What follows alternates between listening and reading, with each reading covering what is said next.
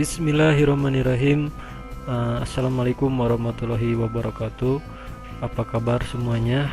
Mudah-mudahan semuanya dalam keadaan baik-baik saja, sehat walafiat dan selalu dalam lindungan Allah Subhanahu wa taala.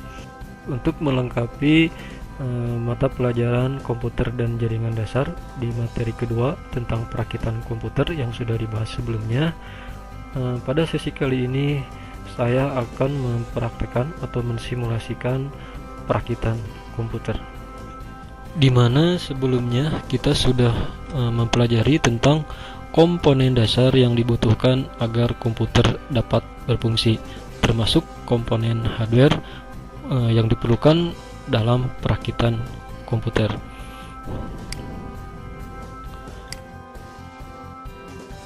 Langkah-langkah merakit komputer. Baik, agar kita lebih memahami lagi tentang merakit komputer, kita coba untuk melakukan simulasi dalam merakit komputer. Langkah pertama adalah menyiapkan casing atau memasang power supply pada casing. Kita coba praktekkan. Sebetulnya power supply itu kalau kita beli casing baru sudah satu paket, jadi biasanya sudah terpasang.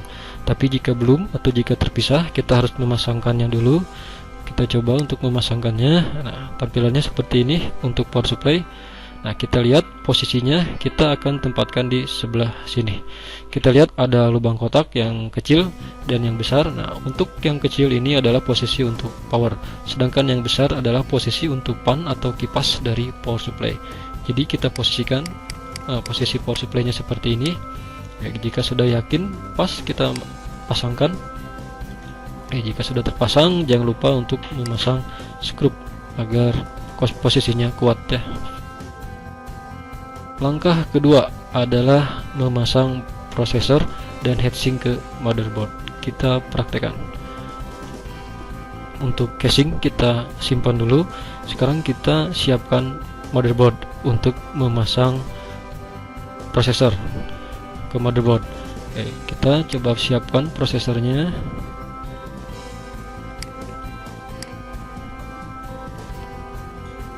Baik, perhatikan posisi prosesor. Nah, tempat penyimpanannya ada pin-pin berwarna emas. Di ujung sudut tertentunya ada tanda berupa segitiga berwarna emas ya. Selain itu, lihat di sini ada titik-titik. Yang lain titik-titiknya sempurna, sedangkan yang di satu titik dia kurang satu, jadi terlihat berbentuk tumpul atau segitiga ya. Oke, sedangkan di prosesornya sama. Dia ada di bagian sudutnya, di salah satu bagian sudutnya ada tanda segitiga emas. Ini menandakan bahwa posisinya dia harus tepat seperti ini. Jangan sampai terbalik. Dan jika misalnya kita terbalik, untuk memasang prosesor jangan ditekan, karena dia sebetulnya jika sudah posisinya sudah pas, dia akan masuk sendiri. Kita coba untuk memasangnya. Nah, jika posisinya sudah masuk, kita tutup, kemudian kencangkan tungkitnya ya. Oke, jika prosesor sudah terpasang, jangan lupa untuk menambahkan pasta di atas prosesor tersebut. Pasta di sini biasanya sudah satu paket jika baru ya motherboardnya, atau prosesornya. Tapi jika misalkan tidak ada, kita bisa beli terpisah. Fungsinya untuk apa? Pasta di sini fungsinya untuk mengalirkan jika prosesor ini panas ya, agar dia panasnya bisa mengalir ke heatsink atau cooler ya, pendingin. Cara memasangnya, lihat di sini ada pin-pinnya juga, ada lubang-lubang. Pastikan sudah pas posisinya, sudah tepat. Jika sudah tepat, kita tekan ke bawah. Oke, jika sudah masuk, baru kita pasangkan kabelnya.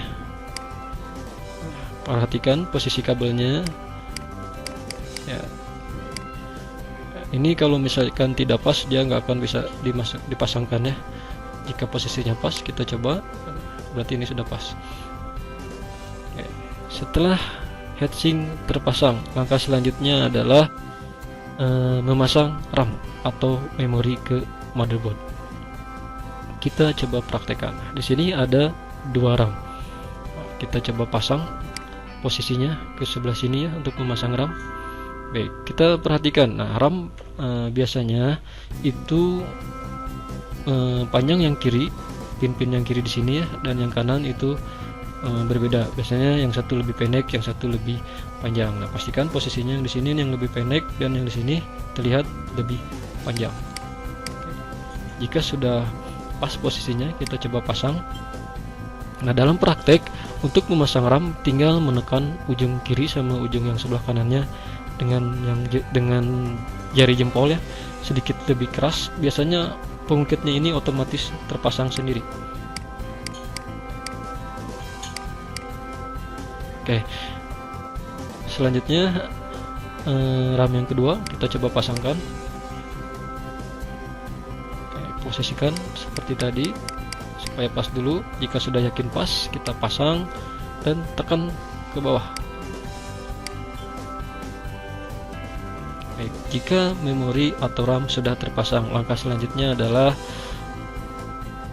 memasang motherboard ke casing. Kita praktekkan. Kita pasang motherboard ke casing yang sudah kita siapkan sebelumnya tadi.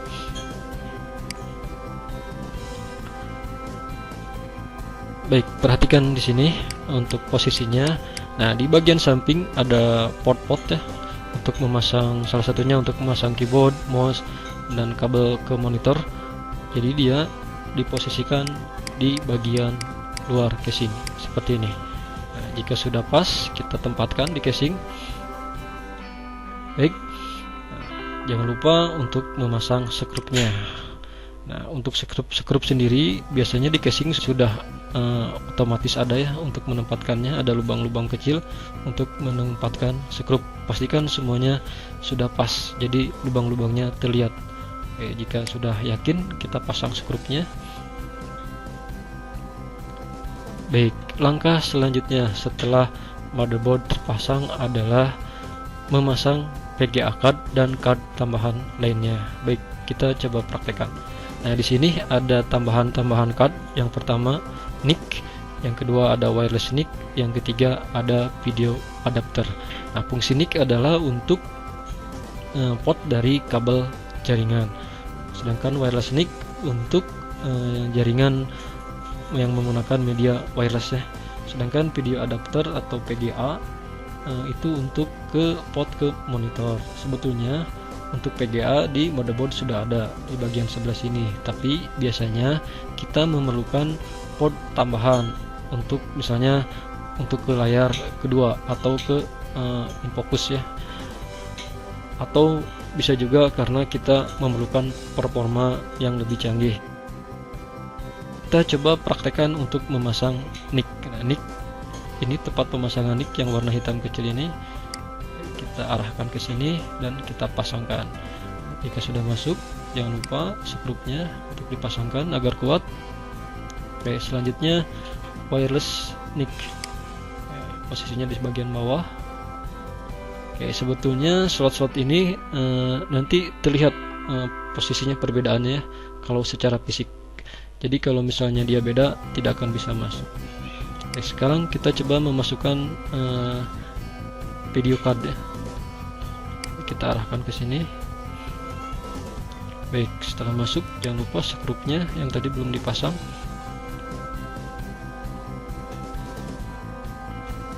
Oke, sekarang yang VGA card. Baik, langkah selanjutnya adalah memasang harddisk dan CD atau DVD-ROM ke casing. Kita coba praktekkan. Baik, kita siapkan harddisknya. Nah, lihat di sini ya tampilan di belakang harddisk sebelah sini. Kalau misalnya tipis seperti ini berarti jenis harddisk SATA ya. Kalau misalnya dia besar seperti ini nih, nanti ya kita lihat di CD-ROM. Kita posisikan dulu, pasang dulu harddisknya. Jangan lupa posisinya tidak tidur seperti ini, tapi seperti ini. Oke, kita masukkan. Jangan lupa skrupnya.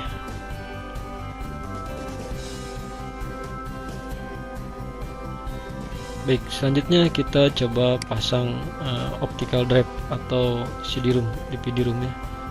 Posisinya pastikan tidak salah, tidak kebalik. Jika sudah yakin, kita masukkan. Jangan lupa skrupnya kita masukkan juga.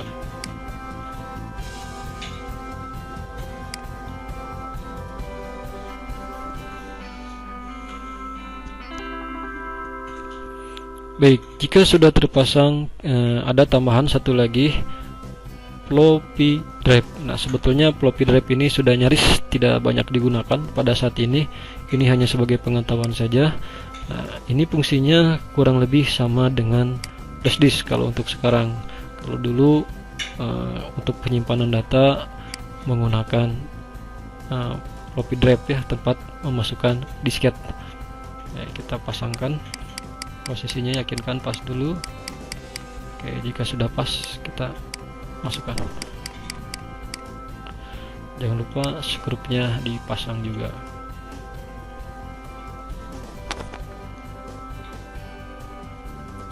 Baik, langkah selanjutnya adalah memasang kabel-kabel komputer. Kita coba praktekkan. Baik, sini di dalam casing ya ada beberapa kabel yang dari power supply, dan nanti kita juga perlu kabel tambahan. Oke, kita pasangkan dulu kabel yang dari power supply. Oke, ini yang pertama, kabel utama dari power supply. Kita pasangkan ke yang sebelah sini ya. Oke, lihat di sini, posisikan supaya dia tepat. Dan di sini ada pengukitnya sebetulnya. Jika kita ingin memasangkan dengan mudah, kita tekan ujungnya supaya dia sedikit membuka. Jika sudah, kita coba pasang. Nah, itu lebih mudah. Kalaupun tidak, misalkan tidak kita tekan, bisa saja hanya saja menekannya membutuhkan tenaga lebih ekstra. Yang kedua, kabel dari power supply juga. Nah, untuk kabel ini untuk keluaran sekarang biasanya sudah otomatis terpasang atau nempel di sini ya. Tapi ada juga sebagian terpisah seperti ini. Ini masuknya ke sebelah sini. Oke, kita pasangkan. Nah, ini sama dengan yang tadi, posisikan agar pas. Posisinya seperti ini nih. Ada pengungkitnya di sini. Oke, jika sudah yakin, kita coba pasangkan. Kemudian ada kabel untuk, nah ini ada fan atau kipas tambahan dari casing. Kita pasangkan kabelnya di sebelah bagian sini. Ini pun sama, jika kebalik itu nah seperti ini nih. Ada ini ya, bentuknya yang ada bentuk supaya dia bisa masuk dengan pas. Nah, seperti itu. Kemudian kita pasangkan kabel untuk floppy drive dulu. Yang kecil ini ya, ke sebelah sini. Ini juga sama, kita posisikan supaya pas.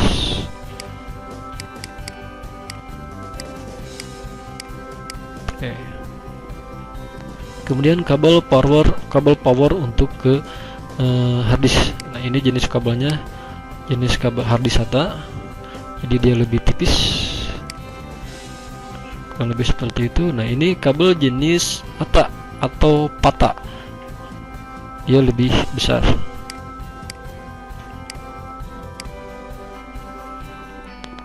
Oke, setelah kabel power supply kita pasangkan semua, kita pasangkan kabel-kabel tambahan. Salah satunya kabel yang diperlukan untuk ke CD-ROM, kabel ATA ya. Oke, kita siapkan. Nah, ini posisinya di sini ya. Oke, nah di sini ada bentuk yang berbeda. Oke, sebagai tanda supaya dia bisa pas masuk. Berarti seperti ini ya. Oke, kita pasangkan. Oke, selanjutnya kabel yang tadi satunya kita pasang ke CD-ROM-nya.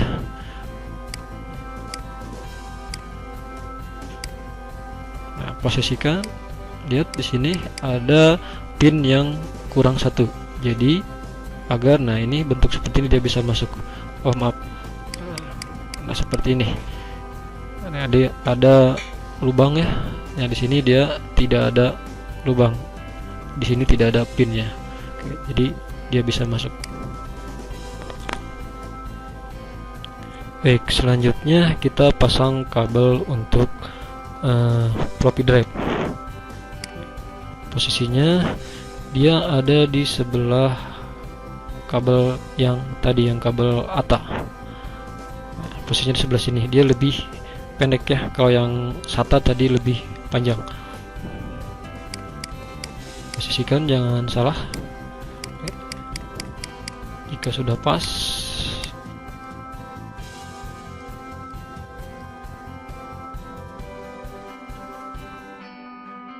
kemudian kita pasangkan ke floppy drive-nya. Oke, di sini terlihat ada satu ya yang tidak ada pinnya. Oke, kita posisikan seperti ini. Jika sudah pas, kita pasangkan. Selanjutnya kabel SATA untuk harddisk. Nah, kita siapkan dulu. Nah, posisinya ada di sini. Kita arahkan. Baik. Nah, di sini kita lihat ini untuk kabel jenis SATA untuk harddisk ya. Baik, jika sudah yakin pas, kita pasangkan. Ternyata masih salah. Nah, baik, ujung yang satunya lagi kita pasangkan ke harddisknya.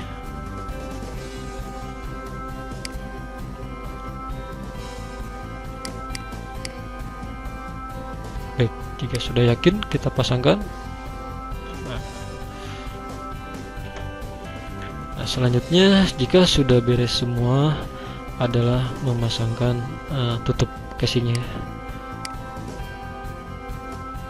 Baik, jangan lupa seklipnya dipasangkan juga. Baik, jika casing sudah ditutup, langkah selanjutnya adalah menghubungkan catu daya atau tegangan listrik ya ke power supply, kabel-kabel atau konektor monitor, kabel keyboard, mouse dan lain-lain. Kita praktekkan. Yang pertama kita pasang kabel untuk ke monitor. Perhatikan di sini ada dua jenis kabel untuk ke monitor. Yang standar yang bawaan dari motherboard, yang satu lagi adalah yang berwarna putih ini.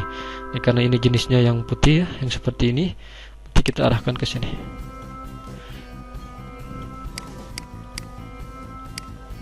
Oke, kita masukkan. Kemudian kita pasang kabel untuk keyboard. Nah, lihat di sini untuk keyboard ada yang berwarna ungu sama yang warna hijau. Yang keyboard masukkan ke yang warna ungu. Ini jenis port PS2 ya. Kalau sekarang kebanyakan keyboard itu jenis USB, bahkan ada yang wireless juga. Nah, di sini untuk PS2 perhatikan jangan asal masuk. Ada pin yang garis hitam, dia lebih panjang ya seperti ini. Jadi jangan sampai kebalik. Kalau kebalik biasanya pin-pinnya suka potong. Oke, jika sudah pas, yakin, kita masukkan, baru bisa masuk ya. Kemudian untuk mouse. Nah, mouse yang warna hijau sama seperti keyboard juga posisinya. Oke, jika sudah yakin, kita masukkan. Selanjutnya kabel USB. Ini kabel USB biasanya untuk printer misalkan ya. Posisinya seperti ini. Oke, terus kabel Ethernet atau kabel untuk jaringan.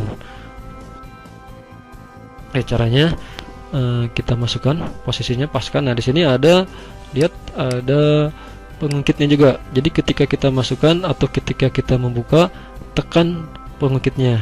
Jangan asal dimasukkan atau dibuka ya. Soalnya nanti bisa potong juga. Oke, jika sudah ditekan, kita masukkan. Oke, selanjutnya wireless antena. Wireless antena ini posisinya di sini. Ini pun jarang digunakan untuk sekarang. Kebanyakan sekarang menggunakan USB ya, wireless adapternya. Nah, jika sudah beres semua, baru untuk power ya, yang ke tegangan listrik kita pasang seperti ini. Nah, posisinya seperti ini ya, jangan kebalik. Pastikan jika sudah yakin, pasangkan. Baik, perakitan komputer sudah selesai, tinggal dicoba atau dinyalakan.